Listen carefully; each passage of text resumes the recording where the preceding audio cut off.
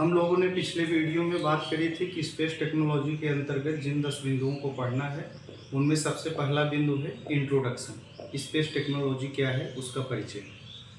सबसे पहले हम बात करते हैं इंट्रोडक्शन।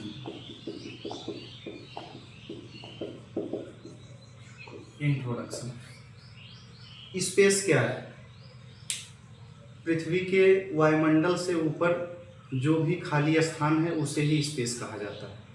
जहाँ पर वायुमंडल की आयन मंडल समाप्त हो जाता है वहीं से स्पेस शुरू हो जाता है। स्पेस में विश्व के और भारत के कई देश सैटेलाइट को लॉन्च करते हैं जिससे उनको वैश्विक स्तर की तस्वीरें अनुसंधान में मदद मिल सके। दूर संचार के लिए सैटेलाइट लॉन्च किए जाते हैं अलग अलग तरह के। अब हम बात करते हैं कि इसकी शुरुआत कैसे हुई। सबसे पहला है कि परमाणु,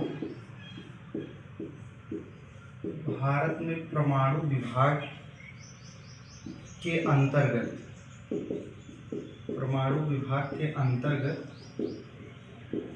अंतरिक्ष प्रौद्योगिकी का विकास हुआ। अंतरिक्ष प्रौद्योगिकी का विकास हुआ। भारत में परमाणु विभाग के अंतर्गत जो है अंतरिक्ष प्रौद्योगिकी का विकास हुआ। उस समय भारत में अंतरिक्ष के कार्यक्रम चलाने के लिए कोई अलग से विभाग और मंत्रालय नहीं थे, तो परमाणु विभाग के अंतर्गत ही अंतरिक्ष प्रौद्योगिकी का विकास हुआ। उसके बाद 1962 में इनकोस्पार समिति बनी। इनकोस्पार समिति गठित की गई। 1962 में इनकोस्पार समिति गठित की गई जिसके अध्यक्ष विक्रम साराभाई को बनाया गया। विक्रम साराभाई को बनाया गया। उसके बाद 1969 में इसी इनकोस्पार समिति का नाम बदल के इसरो कर दिया गया। इसरो का मतलब है इंडियन स्पेस रिसर्च ऑर्गेनाइजेशन। इसका जो मुख्यालय है वो बंगलुरु में है। बंगलुरु में है। इसरो का मुख्यालय बंगलुरु में है। 1969 में इसे गठित किया गया है इसी समिति को परिवर्तित करके। उसके बाद जो है इसरो के बाद आता है 1972 में अंतरिक्ष विभाग की स्थापना हुई। अंतरिक्ष विभाग की स्थापना हुई 1972 में।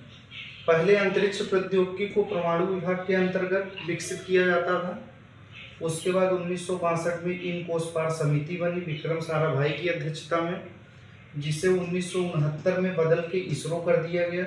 इसरो का मुख्यालय बेंगलुरु में है। वर्तमान में भारत के जितने भी अंतरिक्ष कार्यक्रम हैं वो इसरो द्वारा संचालित किए जाते हैं। उसके बाद 1972 में अलग से अंतरिक्ष विभाग की स्थापना की गई अंतरिक्ष प्रौद्योगिकी को विकसित करने के लिए। 19 अप्रैल सन 1975 को आर्यभट्ट नामक प्रायोगिक उपग्रह लॉन्च किया गया।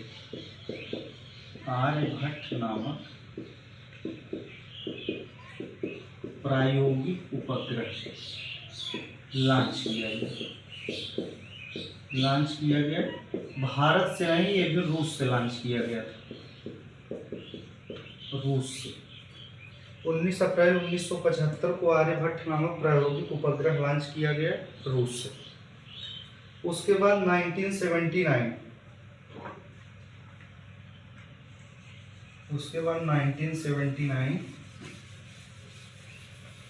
जिसमें भारत के अन्य उपग्रह लॉन्च करने की शुरुआत की गई। उसके बाद एक घटना होती है 1979 में। इसमें भारत में सबसे पहला उपग्रह भास्कर प्रथम जो है यह एक रिमोट सेंसिंग उपग्रह था। रिमोट सेंसिंग सुदूर संवेदी उपग्रह था। ये 1979 में लॉन्च किया गया।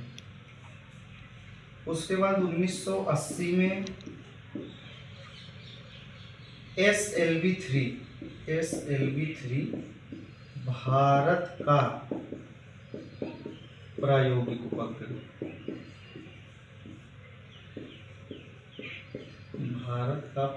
उपग्रह लॉन्च किया गया। इसको लॉन्च करने के बाद भारत जो है 6वां राष्ट्र बन गया विश्व में जो स्पेस में अपने उपग्रह लॉन्च करता है।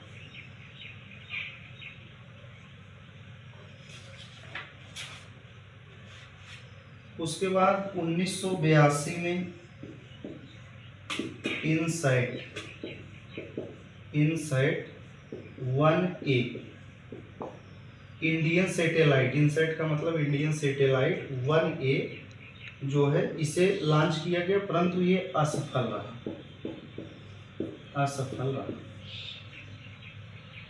उसके बाद 1983 में जो है इनसैट 1B लॉन्च किया गया। यह सफल रहा। उसके बाद 1984 में भारत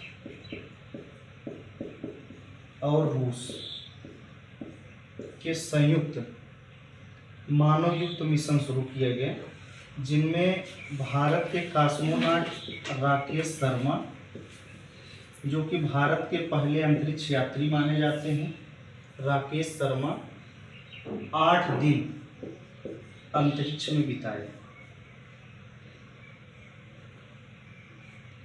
धन्यवाद।